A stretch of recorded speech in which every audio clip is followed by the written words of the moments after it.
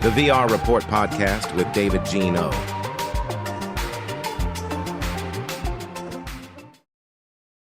Hey, what's up, Akin? How are you today? I'm great. How's it going? Fantastic. Hey, I wanted to thank you for being a guest on the VR Report. And, I've been really enamored with BRINK Traveler, which is your Awesome. expedition traveler app. But I know you can do a better job of introducing yourself than I can. So maybe you can tell the audience what you're all about and your origin story. Sure. So my name is Akin Bilgic. I am one of the founders of BRINK XR. We make the app BRINK Traveler. We're a small team. It's myself and my two partners, Brandon Riza and Florine Bernard. We started BRINK XR a couple of years ago now. And basically, BRINK Traveler is this virtual travel experience that's available on MetaQuest and Steam VR, a variety of headsets. And we launched, I think we're coming up on our 2-year anniversary of our launch. So it's been quite a journey since then. But basically the entire concept of the app is that it's a virtual travel experience. We go out into real world, really spectacular locations and capture it, photogrammetry and LiDAR, and capture a volumetric 3D scan of the location basically, and bring it back, process it, and then optimize it for VR so that when you put on a headset, hopefully it feels exactly the same as it was when we were out there scanning it ourselves. So just kind of this, transportation device for us. That's wonderful. I think the quality production really shows because you're using photogrammetry and it just looks stunning. It literally looks like you're there. How did the concept even come about, and how did the team form? Oh man, so I have a background in computer graphics and visual effects. So does my partners. We worked on like Hollywood films and game trailers and that kind of stuff. And that kind of work is notoriously difficult on time schedules and crunch and all this other stuff. So whenever I wasn't working on a project, I would have kind of like travel and going outdoors into nature, camping, road trips, and photography kind of as a hobby and my getaway. So I got really into like 360 photography and time lapse shooting and that kind of stuff. And basically that was kind of my like side life outside of my career of computer graphics and visual effects. But basically, I want to say it was like something like 2015 or so, I was introduced to, I think it was the DevKit 1 at that time, or maybe the DK2, I don't know, the Oculus DK2, the first time I tried on a VR headset. And my mind immediately kind of went to this like thought process of like, okay, so what does photography mean in this amazing device, this VR, thing that's going to obviously just come and this is the future of computing. What does a photo look like in this medium? And what if you could turn this into some sort of a travel device where you could go and see the world through this thing and feel like you're actually out there. So that was kind of like that moment of thinking about what this could be. And I think that was back, that was the very beginning of what would eventually become BRINK XR. We did like a number of tests. We did, I've tried like 360 photography, 360 video. I tried like camera arrays, experimented with like, setting 8 cameras, going different directions with fisheye lenses, and very quickly kind of realized that these are, way smarter people than I were working on that problem already. So, I quickly kind of abandoned that. And at the same time, I was also very not really satisfied with 360 photography and, 3DOF VR. I didn't feel like that was the real thing. It just felt like, for those that have experience with it, 3DOF means all you can do is kind of move your head around, and the environment is this like sphere. It's as if you're like in the middle of a bubble and all you can do is kind of look around. But that kind of suffers from the same problems of traditional photography where you don't really get a real sense of scale. You don't, so much of how we experience the world is coming from that 3D sense of being able to move around inside of a space and see parallax. And so basically kind of ended up leaning on my background in computer graphics. And I had done some work in photogrammetry before and on some of the shows I worked on, and decided to try to do a little proof of concept. I went out to Death Valley with a drone and my camera and tried to just capture this little hill that I was standing on, and then seeing if I could do that. And basically that became the first, proof that this could be done. Put that data through the computer, generated a 3D model, textured it, put on the headset, stood there and felt like it did when I was there scanning it. And that was it. That was kind of like the all the proof I needed to kind of know that this was possible. Yeah, and you mentioned 360 video, which is another form of capturing the environment and stitching together actual video together, and then actually having 3D elements. But you chose not to do that, and you chose to go towards the photogrammetry route, where you're actually doing 3D scanning of the environment, and to bring that realism in there. What were some of the trade-offs that you thought about regarding how you're going to capture these environments? Yeah, like photogrammetry is a very deliberate and thoughtful process. For those that have no idea, photogrammetry is this process of going around and you're capturing many, many different viewpoints of a scene, and with the hopes that you can feed this data into a computer, and then the computer can kind of understand where you took all of these photos in within this 3D volume so that it can then recreate this 3D scene. And it's tremendously powerful in the sense that you can go out there, you can get very high resolution data of this scan and this 3D place that you've gone out and captured, and it's so cool. It's like magic. I don't even know really how else to describe it. It's just the fact that the computers can do this is phenomenal, and there's even newer methods that are coming out now of helping capture volumetric spaces. But that's just one of the coolest things to me. And I think photogrammetry and volumetric capture are the future, rather than 360 or 3D, even 3D 360 photos and video.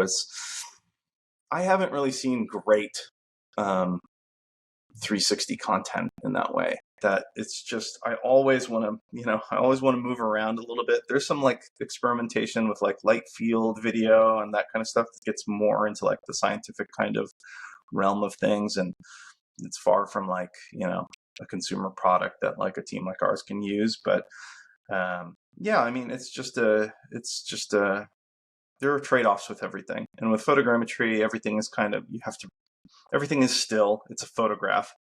But in our app, we add life to our scenes by adding shaders and dynamic effects and stuff like wind blowing bushes and leaves and stuff like Butterflies that. flying around, exactly. like all these like little polished details that just kind of make you smile. So we have to add that stuff back in, but I mean, I think that's of what's possible right now in the space. I think that's the most immersive that I've seen so far.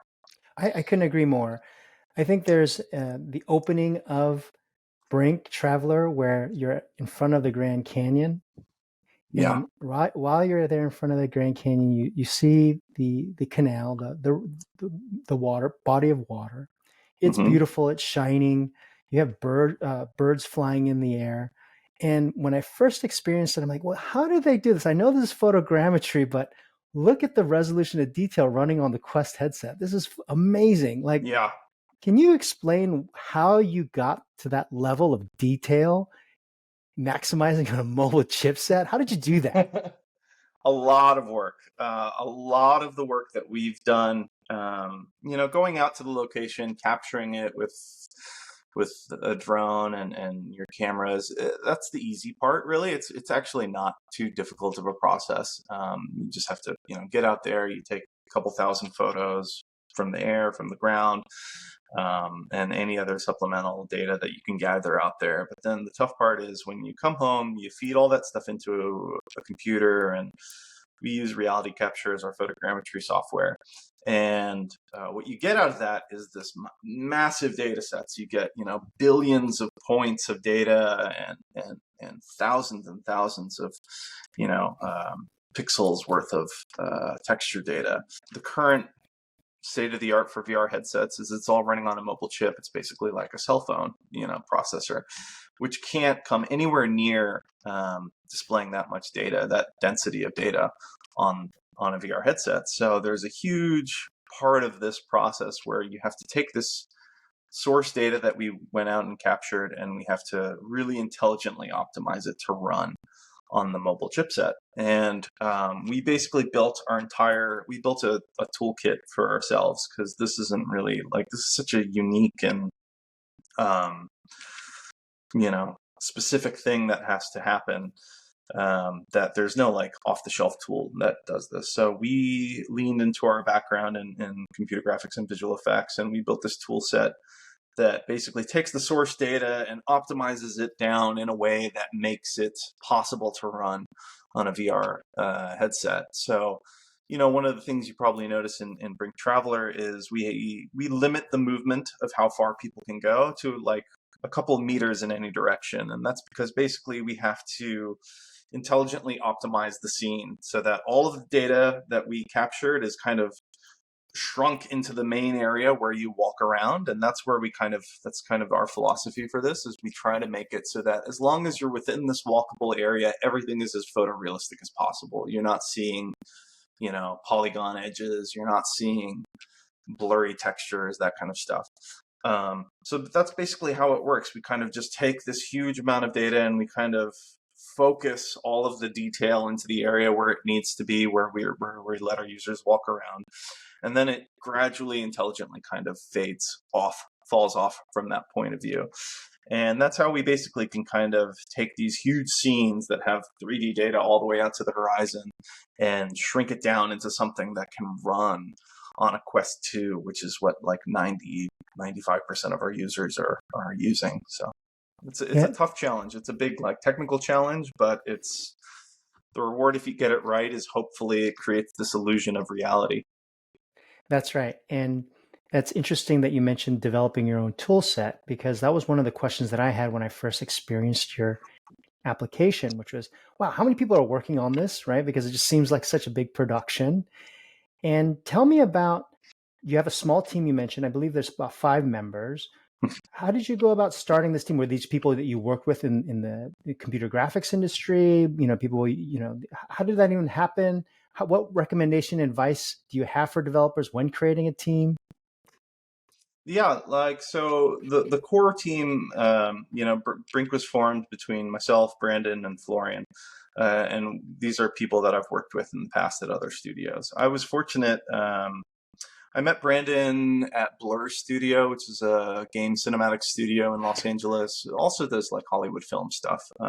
We worked on titles like Halo and Dishonored, and they've done some movies too, like Thor and stuff like that. So I met Brandon there. Brandon was a visual effects supervisor, technical director who'd worked there for 15 plus years. And one of the other things that when I had first done that prototype in Death Valley of scanning a location, Brandon was one of the first people I showed it to, because aside from his background in visual effects and computer graphics, Brandon's an avid mountain climber, and he gets to some really wild places.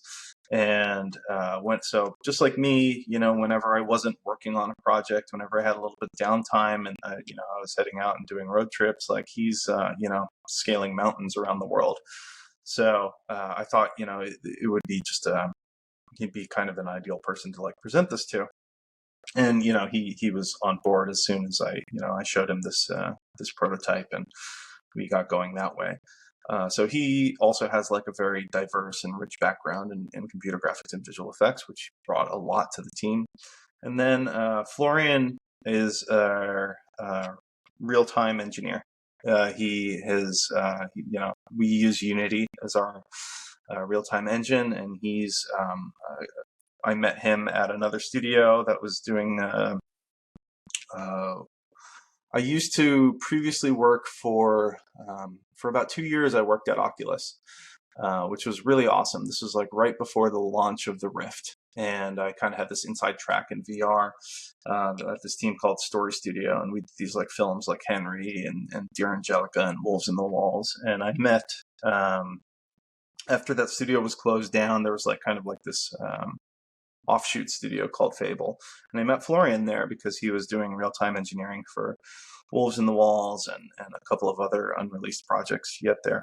So yeah, I mean, in terms of advice for people that are trying to, build an experience, I would say, you got to find the right people. It's really, really important. It's incredibly important to find people that you can, that bring a lot to the team, but also are, people that you get along with. It's, managing personalities and that kind of stuff. So it's, just really talented people. I lucked out. I've gotten to work with many talented people in my career, and that's kind of transitioned into this space. And then we've since grown a little bit since then.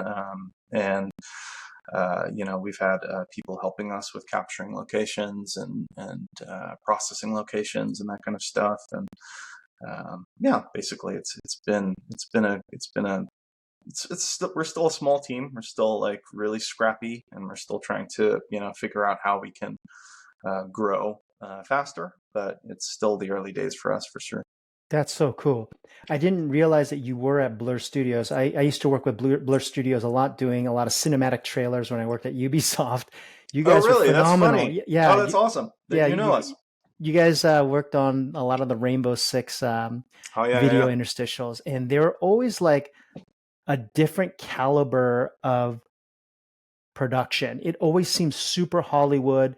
It almost had like an elegant, but at the same time raw and like current type of feel. What was the philosophy there at Blur?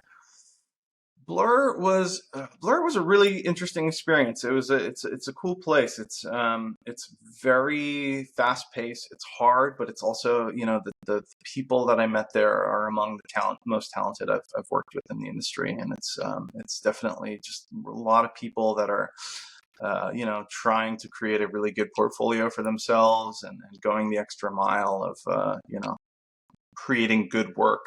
And I think, anyone that's involved in gaming has seen Blur's cinematics. They've been around for more than 20 years, I think, now at this point. So, the odds are you've seen their work if you've played any game lately. That's right. And it's cool. Going back to your tool set, I think it's really interesting because when I first experienced the game and I checked out other new locations, how BRINK Traveler works is that it really teleports you into these special places that you've been at. I want to delve deeper into how do you even get to these places. I know some of your team, like yourself, is also very much an outdoor enthusiast, but some of those shots are just phenomenal. In terms of being able to capture that experience, how do you make that decision on like, yeah, this is where we're going to place the camera? Like, I'm sure there's a lot of debate to even trying to figure that out. It's, so far it's been mostly just kind of following our gut, and like the places that we've known that we've wanted to bring into VR, places that we've traveled in the past, or places that we've found since then that we think would work in VR. First off, like there are some considerations we have to take about like what will work well in VR, again, like because we're dealing with such a limited processing power, we have to, like, we wouldn't be able to just go out and like scan a spot like in the middle of the rainforest because it's just too much complexity, too much foliage. It's hard for photogrammetry. There's a lot of moving things like that wouldn't work well, and it wouldn't feel fully realistic. So we have to kind of take that into consideration of like, okay, well, given the current constraints of what is possible to scan and what is possible to like recreate on this mobile processor, what would work well, right? And then from there, I think it's just a matter of, following, our passion for what we want to be able to recreate in VR.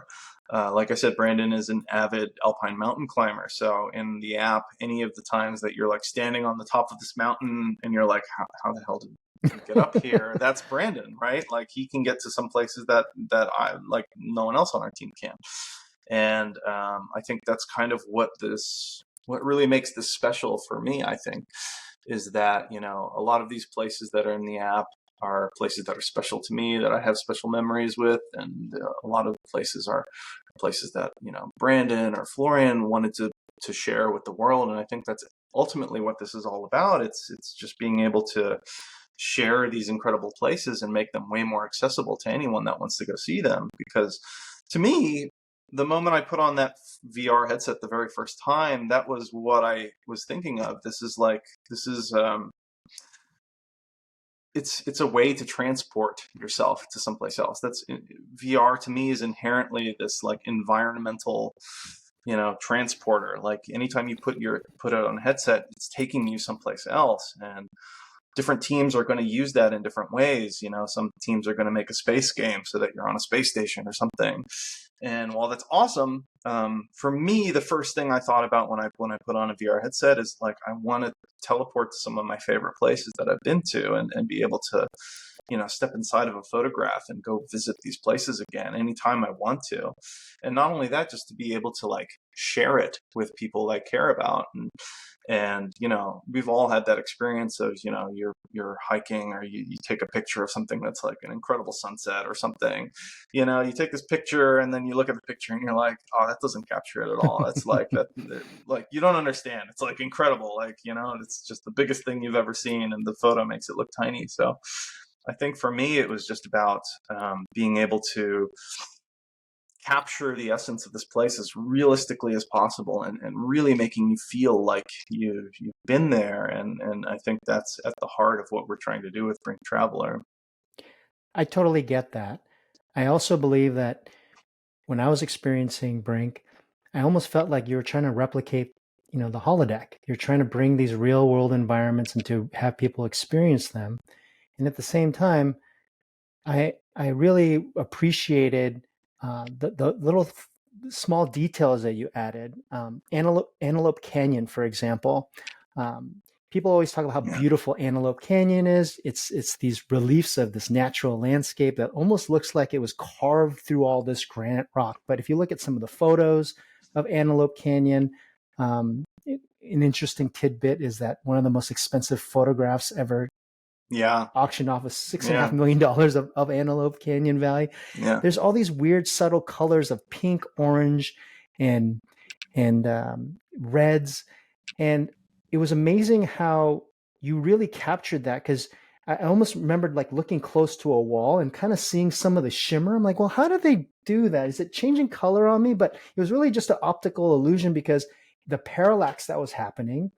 And then what you also did, which was really interesting, because I was really geeking out about this, is looking at some of the textures reliefing from the walls. And I was like, okay, did they then do photogrammetry and then build out these reliefs in like a 3D model? How did you do that? And was that intentional to kind of make it feel kind of almost magical with the way you were even playing with some of the lighting coming through from the canyon looking up? Like, what was that whole process like? That is, you know, there's everything that you see, especially in Antelope Canyon. We try to be as true to the location as possible. So we're not like adding anything. We're not trying to sweeten it. And that's cool that you have that experience there, because that is what it feels like when you're there. I'm not sure if you've ever been in real life, but it's I have not. Yeah, it's an incredible experience. I highly recommend, if anybody happens to be, you know, if you're near the Grand Canyon, like Page, Arizona is like an hour and a half drive from there. So it's definitely worth it. And you can take a tour group to take you through Antelope Canyon, because it's a really magical place. And there's Arizona, Utah, that whole area has, you know, thousands of slot canyons, but, you know, Antelope Canyon is well known for a reason. It's just, you know, you go into this slot canyon, and it's really high walls, and it's just beautiful undulating shapes, and it feels like you're on another planet. And it's beautiful, and like depending on the time of day that you're going through, you'll have these like shafts of light that are coming through, and you know, you know, this shaft will hit this like orange, the orange walls of the canyon, and it'll reflect, and it just creates this like really ethereal looking place. And it's trying our best to, do that justice. I think a lot of these places, they don't need anything more. Like they're already incredible. And I think it's just a lot of the challenge that we do is just trying to recreate it as realistically as possible. So, for that location, I took so many photos, and for the people who are familiar with photography, like it's a challenging location to shoot because it has such a high dynamic range. It's like you have deep shadows and then bright sun as you're looking up. So like you've got to very carefully photograph the location. And I shot brackets, exposure brackets, to like make sure that I wasn't losing deep data in any of these places. And just trying to do the place justice is 90% of what we do. And then the little effects that we add on top of that, just to kind of sweeten it, just to kind of really give it that last little bit of vibrance and realism, goes a long way. That realism is captured, especially with the advancements of computer graphics. There's a lot of things happening, from ray tracing, foveated rendering, NeRFs, for example, with neural radiance fields, which is basically being able to have a neural network actually fill in the blanks, if you will, of specific spaces. Can you tell me what you're excited about in terms of these technologies? And are you going to bring like technologies like NeRFs into your tool set? Just wanted to get your thoughts on that.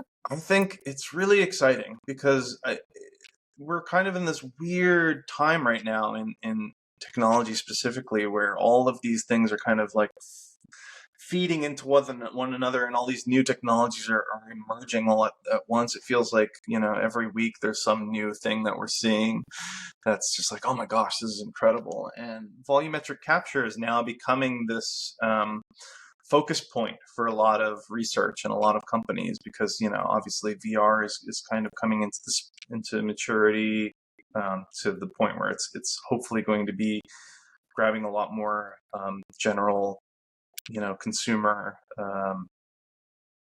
attention. And now with Apple coming in with the Vision Pro and all these other technologies that are going to be relying on 3D spatial computing, volumetric capture of real world locations is going to be more and more important. It's going to become where, just the current internet right now runs off of photos, 2D photos, and that's not going to be enough for the when spatial computing is the primary way that people consume media. So NeRFs are coming into it. And I think that's a really interesting way. These are alternatives to the traditional photogrammetry pipeline. I think it's still, these are still a couple years out from something that you would see in like a consumer product. But the fact that there's so much attention and research being spent into realistically capturing 3D spaces in the real world with in a volumetric way, it's so exciting to me. It's so exciting, and NeRF can do things that photogrammetry can't do, like really detailed surfaces, fine detailed surfaces like hair or leaves and that kind of stuff. But it also has its own limitations that are all there. And I really look forward to we'll use whatever we can to create the illusion. Like everything that we do, I sometimes joke that, it's like a magic trick, right? When we try to present one of these locations to someone in VR in our app, there's a bar that has to be reached for people to be able to suspend their disbelief, to believe the magic trick, to feel like they're actually there. And if there's anything wrong, if there's anything obviously low quality about it, it breaks the illusion. And you're like, oh, okay, look, there's a weird blobby bush here that, here's something broken, here's some glitch, here's some technical glitch. I'm not actually standing at the foot of the Grand Canyon, So we have to walk this very fine line of like, it almost has to look perfect in order to pass as reality, because we're very good judges of what is not real. So, to a certain point, for us to be able to use it, it almost has to be perfect. It almost has to be, um, flawless, to, at least enough that it convincingly passes this, this bar of allowing somebody to suspend their disbelief long enough. Thanks for explaining that to me. That makes a lot of sense to me now. You really have to use a lot of art direction to Hmm. figure out how to make sure that there's nothing weird. Like you said, Right. a blobby bush will just kind of take you out of that immersion, and Hmm. you're out. So that makes a lot of sense. So there's a lot of thinking process behind that.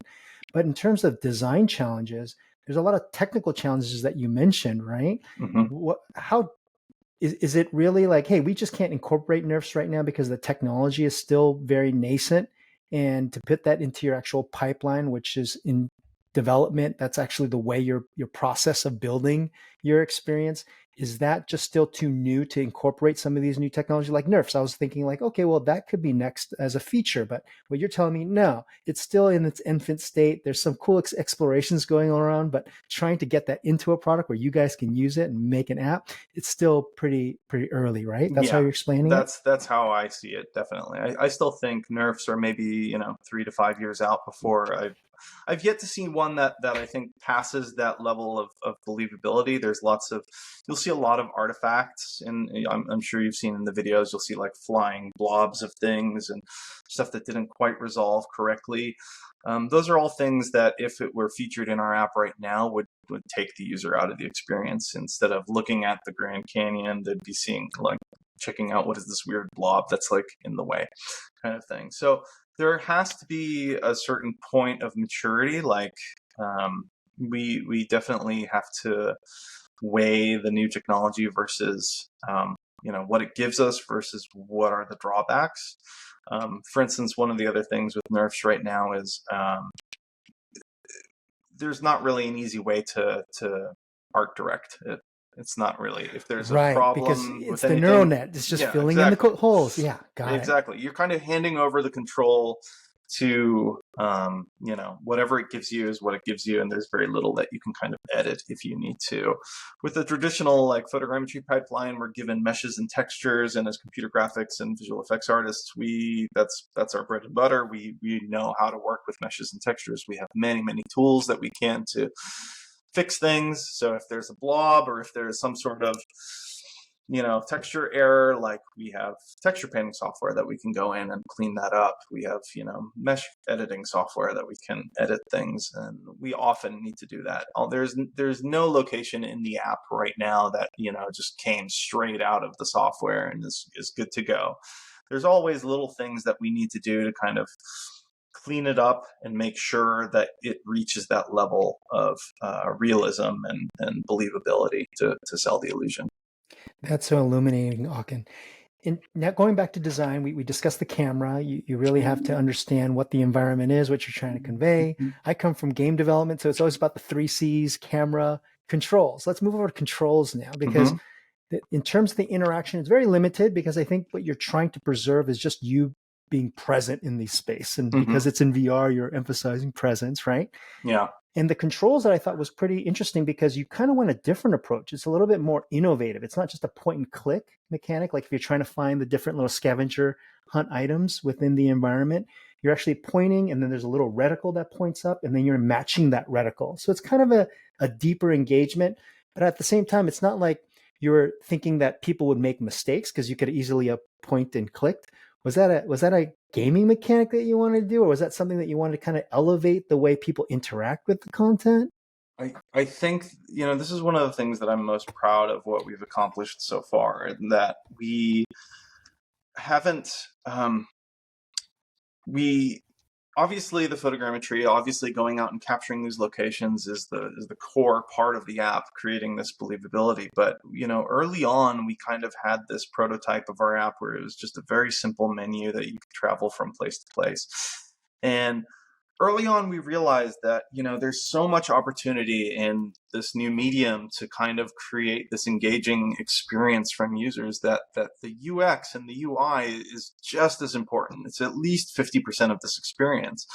So we very consciously designed our UX and our UI to try to reinforce everything that we were doing with these locations. So, we would spend a lot of time kind of debating this and discussing this, and working. Florian is designed all of these things in in Unity to feel as like fluidly as possible, and I used my computer graphics background to build things, all the menus and the UI to kind of feel as much like a travel analog, something that reminds you of travel, because everything that we're trying to do is trying to recreate this emotional core of what it feels like to be traveling, that excitement of being in a new place, and you're away from home and you're seeing these incredible things, and there's an excitement and there's an energy that comes from that. And we did our best every step of the way to try to recreate that through what the user is doing in the space and how they're interacting with the space.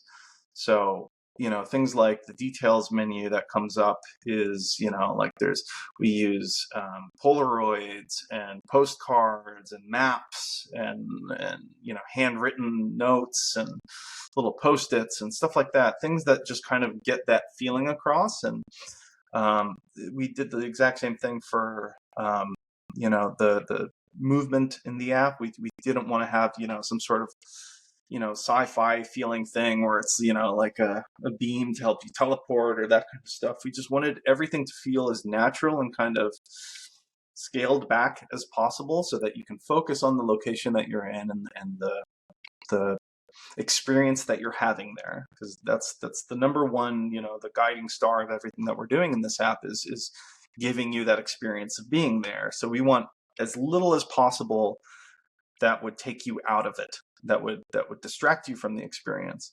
So like you mentioned, the finding points of interest, we have in each one of these locations you can find 3 little bits of information that like tell you a little bit more about what you want. But we wanted to make sure that there's no like heads up display that's always up, that's like, if all you want to do is stand there in that location and experience the nature, there should be no icons, there should be no anything that takes you out of that experience. So we were trying to come up with ideas, we were prototyping a couple of ideas, and what we ended up deciding was like, okay, well, that's a compass. We can bring out a compass. We can have the user bring out a compass when they want to find these points of interest. And the compass is obviously this very intuitive, tool that we've had for so long that it's second nature for people to use. So you bring out this compass, and then the icons appear around you, and then you can select one and learn a little bit more about the place. But as soon as you put away the compass, all of those icons go away and you're back in nature by itself. So that's a big part, I think, personally, of what has made the app as successful as it is. I couldn't agree more. I think setting up the character where the controls feel very intuitive, it's not completely one-to-one in terms of reality, because even with the compass, you're actually having the compass kind of appear in your hand after you do your open mechanic of an open palm. The watch that actually takes you and teleports you to places is kind of like almost like a gadget from the future, but it doesn't feel like it's from the future, Yeah. And I get what you're saying, trying to bring back the metaphors of Polaroids to kind of make it feel like you're doing this travelogue. But you did have these little touches. Who was responsible for all the things like the UI and thinking about all that stuff? Because it's very special. We all have specifically Brandon, Florine, and I. We worked very hard. I think I like to think that we have good ideas and good taste, and we fight for the ideas that we think are good, and we temper each other's better ideas against our not so good ideas. And it was just a lot of back and forth, and I think it leans back again into our background in working in visual effects and entertainment in general, and trying to have an understanding of everything that I do in this app when we're designing a new feature or a new menu or anything. I'm constantly trying to imagine it like someone who has never seen this before, and trying to always think about any feature that we're adding in that sense. And I think that's very, very important. I think you can never assume that, someone will just understand what you're trying to do. You kind of have to approach it from this like very bare bones, intuitive way of trying to predict, like, what would someone who's never seen this before and hasn't ever thought about this before, how would they interpret this thing that I'm about to show them? Because it's, I see this in a lot of other apps that don't give that much thought to it, where it's it can get very confusing fast because the designer, they've been talking about it and thinking about, working on it for like the last month. So it's, of course, it makes sense to them. But then you present it to somebody new. It's can be very, very difficult and very jarring. So, we call it the grandma test. Like, does it pass the grandma test? If you were to just like plop, your grandma into this thing, like, would she be able to figure it out? And if not, then you probably have a little bit more work to do in the UX side of this thing of making it as clear and intuitive as possible. Because, I don't think there's any mechanic that can't pass the grandma test. It's just a matter of, trying to, get it there and work on it and hammer it and figure it out and test it and go through these processes of validating it until you get there. Yeah, the grandma test is great. However, grandmas just have a hard time with controls, and we'll dig deeper in terms of input. But is the goal for BRINK Traveler to be a platform? Because photogrammetry and capturing landscapes, I think first of all that's really important, right? Especially in the state culturally where we're in. I think it's really important to capture, this real world environment. I don't think we really have the metaverse unless we could actually mirror reality. Yeah. Is the future for BRINK to offer this tool set because you see so many people on social media, Instagram, posting a lot of photogrammetry now because the tools are getting a little bit more accessible. The knowledge sharing is there. Do you see BRINK as a platform where people are, once hardware becomes more accessible, to be able to then capture their own realities and update it and share it? Sorry for the finagling there. No, absolutely. I think that's our longer term vision for what this is going to become.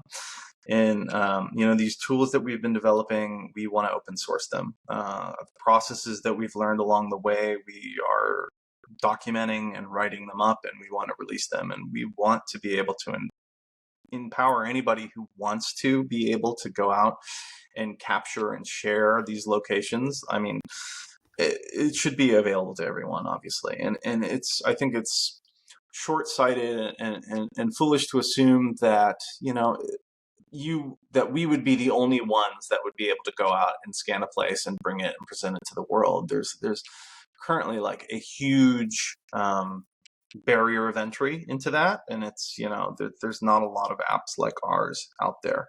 So, and there's a reason for that, because it's incredibly, there's a huge barrier to get into that, that level of fidelity and that realism. But I definitely think over the next, 5 years or so, I think it's going to get easier. I think the processes are going to get easier. I think, we want to try to push this as much as we possibly can by releasing what we've been working on and being as open as possible, so that if anybody else wants to go out and say, actually, I know about this little spot that no one else really knows about, and I want to share that with everyone, that it would enable them to do that. And I think that is definitely like everything that we've been doing along the way. I think there are phases to this project, and we're still in the early phases of what BRINK Traveler will eventually become. But I think that's where we're heading. Cool. Yeah. I think one of the biggest barriers, obviously, is not only the technical hurdles and the accessibility with hardware to capture this information, but it's also optimization. BRINK Traveler is available on Quest, but it's also available on Steam, which looks totally different, right? Because you're connected to a PC, you get the high fidelity, you pump up the resolution. You probably made a lot of trade-offs between PC and Quest. And for those who are new, can you explain the different approaches for optimization for VR hardware that you had to choose and the trade-offs? Yeah, I mean, this was something that we encountered early on, because when we were originally working on what would become BRINK Traveler, we were targeting Rift.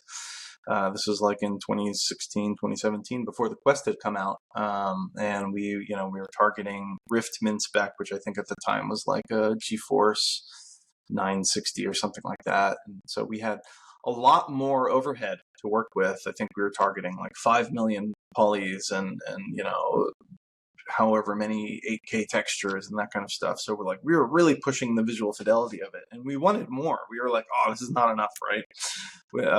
We could do so much better if we had like twice as much power or whatever. So we built our tools originally around that, and then through our communications and partnership that we established with Oculus at that time, now Meta.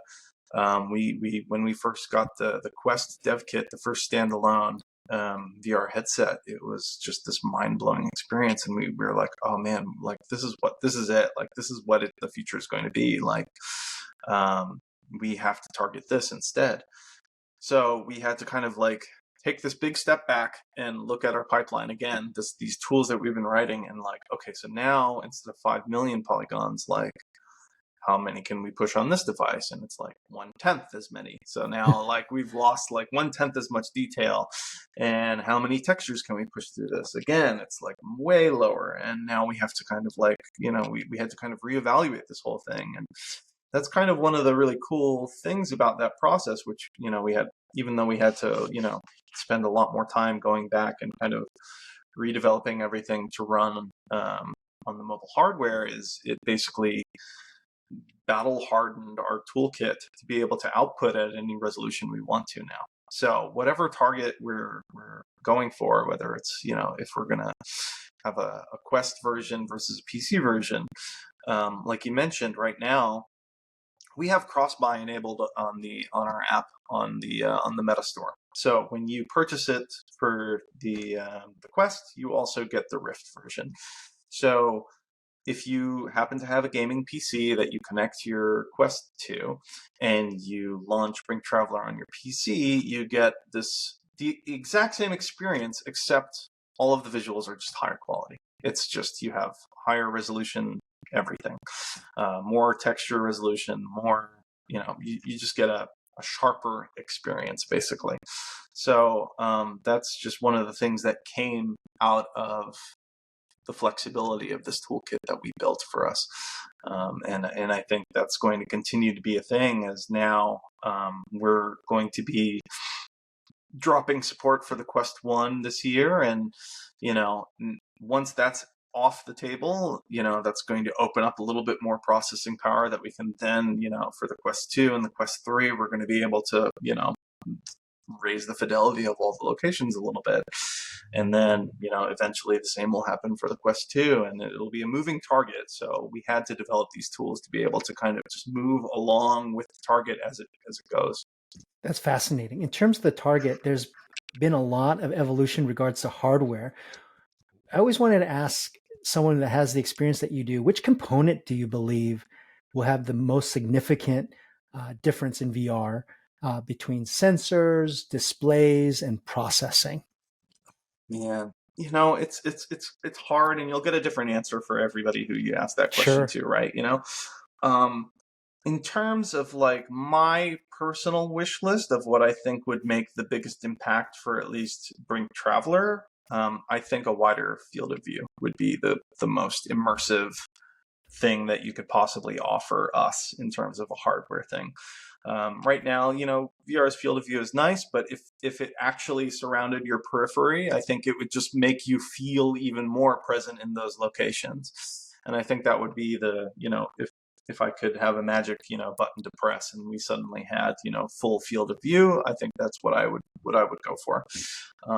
And then, obviously there's other things like resolution and higher dynamic range and displays and that kind of stuff. But yeah, I mean, these are all. But field of view would be basically display. Like that needs to really up its ante. I couldn't agree more. I think people always talk about sensors and processing, but really people want to see the world like they do with their eyes. They want to see as much of it. Like, we have a pretty wide field of view, and they want to experience that. And especially in terms of education, that's super important. And that's why I really love Brink. And it really brings people like children or people learning about new environments. It literally brings you there that you can't just read about, compared to like me reading about Antelope Canyon versus actually being there. In Definitely. terms of education, what subject do you think will be most beneficial with immersive learning technology besides your own of teleporting to new environments? We've, I think education is one of the most like potentially like groundbreaking uses for VR possible. We've already been in contact with a number of educators and a number of schools that have reached out to us and want to offer, experiences like BRINK Traveler to their kids in their curriculum.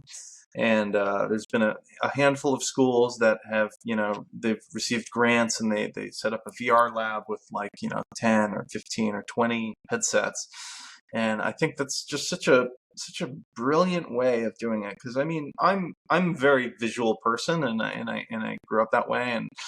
And there's one thing that can be said about reading about the forces that created the Grand Canyon, but then standing there and seeing it and getting a feel for it of what it actually is and that kind of stuff, I think is a completely different and way more immersive, and it will stick in your mind better. And I think that I wish if everyone would be able to have that kind of an experience, have the virtual field trip that you could go on with your classmates. And last year we introduced this social mode in the app where you can travel with a private party or meet people randomly in the app. And I think that's a really compelling use case that we eventually want to turn into like a virtual field trip mode, where you can have 10 kids in headsets in the place together along with their teacher, who's then able to guide them and point out things and give them a curriculum inside of this space in a way that's way more engaging than just simply like paging through a book altogether. That's so cool. I think the idea of virtual field trips is just phenomenal when you're experiencing together in VR, especially the places that you're showcasing. One thing that actually makes field trips really special of what you are trying to do with your collaborations with puzzling places. Puzzling Yeah, places is yeah, it's where you can take photogrammetry assets and objects and use them as a puzzle. I had Oz as a guest as well on the VR report, yeah, who actually helped build puzzling places. yeah. Tell me He's great. about that collaboration. How did that happen? What was the intention behind it? Yeah, all that good stuff. It's funny, like him and I have, I think, like a fairly similar story of how we got into VR and that kind of stuff. And it's just by coincidence, like Puzzling Places and BRINK Traveler launched, I think, a week apart from each other. Like I didn't know that was coming out, and then like we were getting ready for our launch, and then I saw like, oh wow, that's cool. There's another photogrammetry app that's launching at the same time, and it was just kind of cool to see. And I immediately tried it that first week. Once like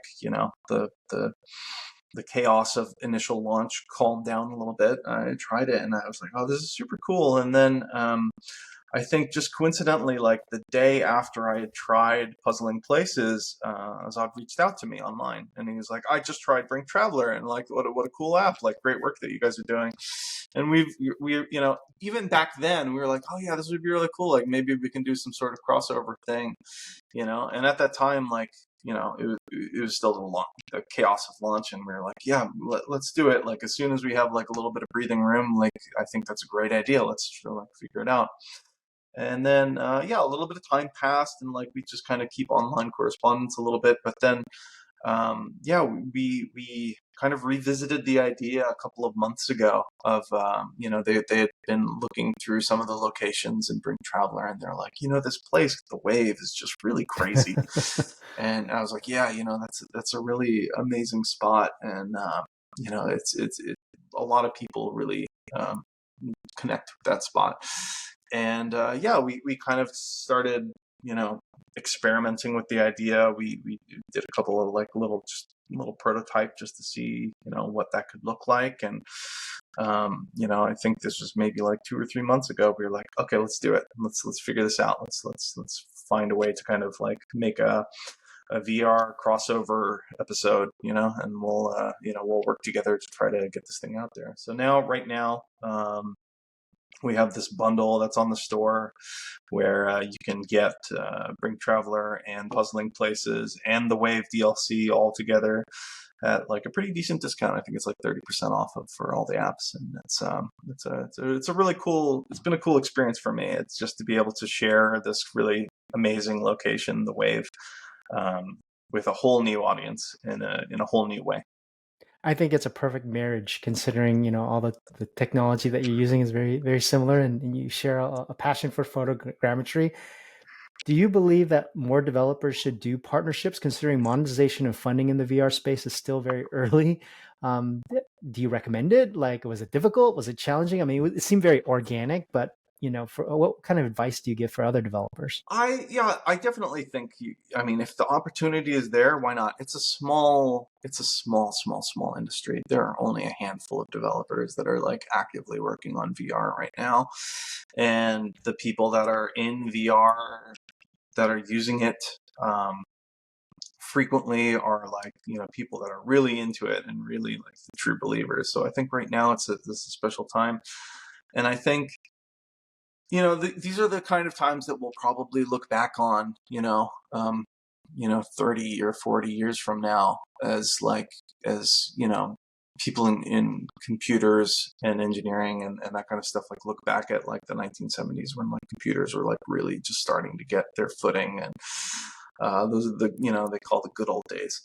We're probably in the good old days right now where nobody really knows what they're doing. Everybody's figuring it out. There's no like best practices, people figure something out today and they share it pretty freely and like, oh, actually I discovered this new, teleportation mechanic that doesn't make people dizzy, or I found this, this is a really cool interaction mechanic, that kind of stuff. Like, nobody knows what they're doing. And I think that's kind of like, I thrive on kind of living in that space. Like, I don't want to work in an assembly line that's like very defined and, this is how you do it. You go step A, B, C, D, and then you're done kind of thing. I like this. I think my partners and I, we thrive on this.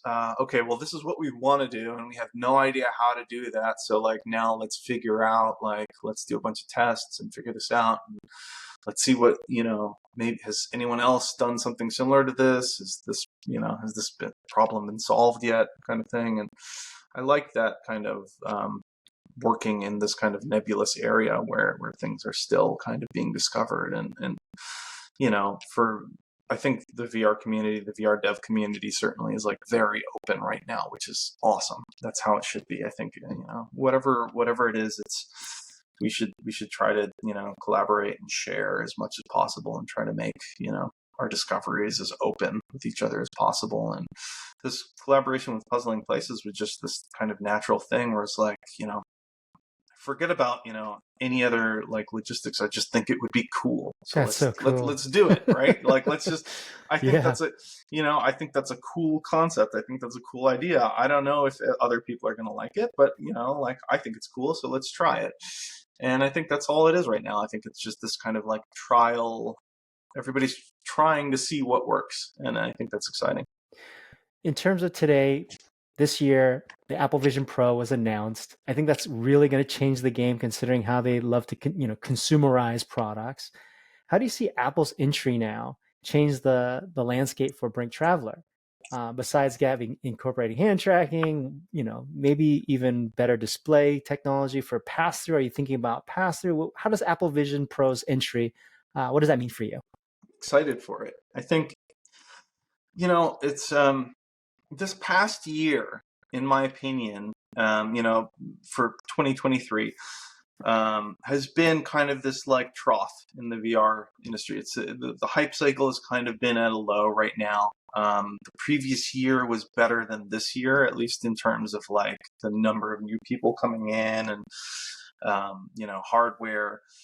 When we happened to launch at like the perfect time. Like Azan and I, we were joking about that too, because it's just, like when we launched, it was like September of 2021, and it was like that VR perfect storm, right? Where it was like, nobody could buy a PlayStation, nobody could buy an Xbox, and like the Quest 2 was brand new and shiny, and they happened to have a lot in stock, so it was just like this monster hit over the holidays, and we had just incredible sales at that time, and we were like, oh, VR's here. We launched at the perfect time to like sail this awesome wave. And then 2022, it was like the wave kept us up there for a pretty while, and then like in the summer it starts to kind of lull down. And then we got to this holiday season, which was not as good as the previous holiday season, but it was still like we're still able to keep going off of the revenues that we're making on this game, and we have grant partnerships with a couple of the VR headset companies.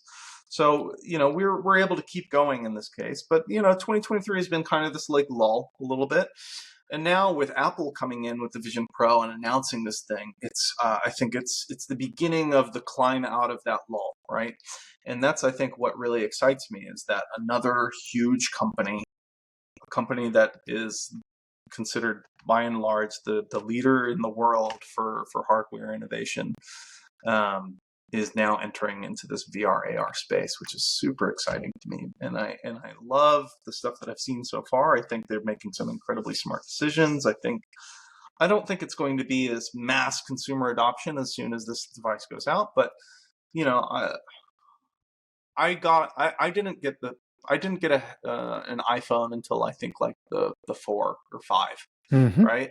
So I think they are going to need to go through 4 or 5 revisions of the Vision Pro before it gets to that point where it's, okay, this is awesome. This is now like a mass consumer device that everybody is going to want. And, I think the biggest potential boon in the short term right now is they're going to probably define a lot of best case uses for UI and UX, which is, I think, going to filter into all of the other apps that get developed. But also, I think from a financial standpoint, I think it will bring a lot more investment into the space, which will keep companies like ours alive until that point where it finally reaches that iPhone 4 or iPhone 5 moment where everybody's getting one, right? So I think that's kind of where I see the Apple Pro right now. I agree. I think in terms of the moves that they're making, not having a controller, that was very similar to the Oculus headset. Like, hey, we're supporting Xbox controllers until they had the investment and know-how to actually build their own. I really hope Apple follows the footsteps to invest in an Oculus Story Studio, which you are a part of, because even like Henry, you don't have those experiences today. And I always wondered, like, well, why didn't that happen? Well, it's because of investment. Look at how much they invested in that studio. Yeah. You were there. Yeah. And, I think what Apple had shown off with their emulator, it's still kind of like, well, it's still like 2.5D. You're not fully immersed, but all the hooks technically are there to make it a full VR headset. I really hope they go the route of Story Studio, which you have a lot of experience with, where they invested heavily into content to actually figure out all the mechanics to really push story, make you cry in VR. What are some tricks or tips that you can give to them if they were to actually invest in something like that? Story Studio was one of the most incredible experiences of my life, because I felt so lucky. I've worked at a lot of studios, and nowhere has my like imposter syndrome been higher than when I was at Story Studio, because I was just surrounded by some like literally the brightest minds in the industry. Story Studio was this like amalgamation of people from Pixar, DreamWorks, ILM, engineers that had like literally written parts of Unreal Engine and Unity, and just some of the brightest minds I have ever worked with. And they're the whole purpose of this little team. We were, I think, about like 35 people at our height. And I think I came in around like, I was like the 15th or something person to come in, or somewhere around so there. Cool. And we were this tiny little scrappy studio that was kind of structured like a startup. We weren't in Facebook's offices. We had our own like little office in the Soma in San Francisco. And it was like this, imagine like a startup with just like the resources of a company like Facebook behind it, right? And the whole thing was basically just figure out how to use this new medium that we're developing. Figure out like we're developing this hardware. Figure out unique and novel uses of telling stories, of showcasing this technology in the best possible light. And I think it would be very, very smart. It would be a missed opportunity if Apple didn't have at least some in-house team where they're not expected to, whatever they're going to release, it's going to be free. It's going to be part of the, it'll come with the Vision Pro. I would be shocked if they don't have some sort of first-party team that's in-house, that is deeply connected to the hardware, that is working with new features and working with the development teams, the engineers that are building this hardware, to kind of showcase it in its best possible light. And I'm certain they have something like this. I would be shocked if not. But that was kind of like the whole point of Story Studio at that time, was to just kind of see what you could do. Like what happens if you get ultra talented people in a room together and just give them free reign to kind of create something really beautiful and unique with this hardware. And I would love to see what the team at Apple can do with that. I think that's great advice for Apple. Last question. I had such a great time. Any advice for new developers in the XR space? Get involved with the community. There are a lot of Discord channels, Reddit, subreddits that you can get involved with. Find people. Don't try to do it all yourself. That's probably the number one thing. I'm sure that there are a lot of talented people out there, but it's always better if you're working with other people, just from a standpoint of like the initial excitement and inspiration of the project. Once that has faded, you have to just be, stubborn and tenacious and keep going. And a lot of times it relies on, I'll be working on something, I'll be frustrated, something's crashing, something's not working, but then I'll see, my partner, one of my partners show like, hey, check out this cool thing I got working. And then it's like, it just creates this kind of creativity loop where you're like, oh, okay, cool. I want to make this thing work so that I can show them, kind of thing.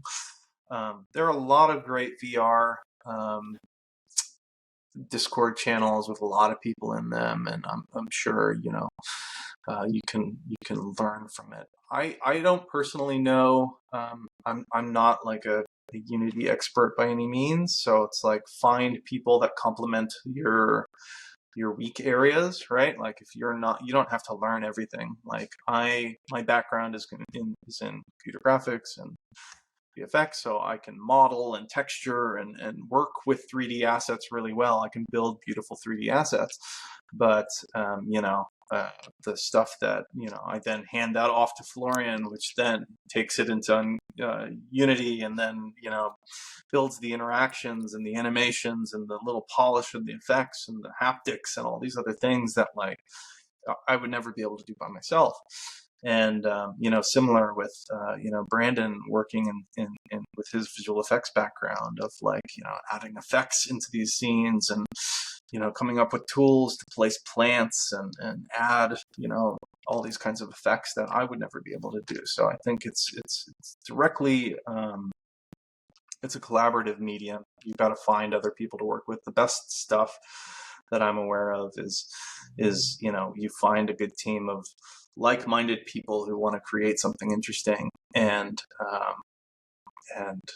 work together to do that. So I would probably say that's probably the most important part of it. And then finally, once you have something, is to test it with other people. Put it in front of other people, have other people try it.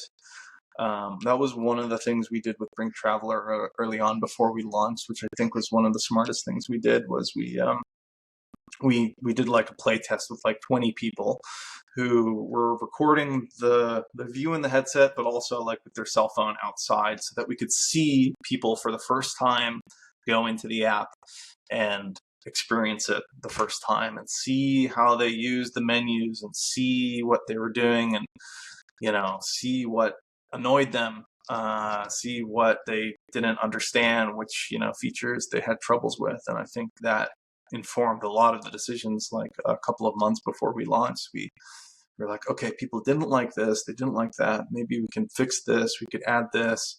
They really like this other feature that we didn't think that they were going to like. So let's lean harder into that and that kind of stuff. So it's definitely about, once you've got your team together, put it out there into the world, try to get a little bit of a following behind it to kind of validate your idea and validate your processes and make sure that, I'm sure you're going to love your own product, but you need to make sure that others will be able to love it as much as you do. Those are great 3 advice pillars for new developers into XR space. Find your community so you can learn more stuff. Yeah. Pick your A team. Figure out how you complement your samurai squad. And the third, user testing. That's fantastic. That'll get you 90% of the way there, I'm sure. Akin, thank you so much, man. I really appreciated this interview. This has been great. Cool, man. Peace. Yeah. Have a good one. Cool. Akin, thank you so much, man. That was fantastic. You were awesome. great. Yeah. That was fun. I have a couple of things.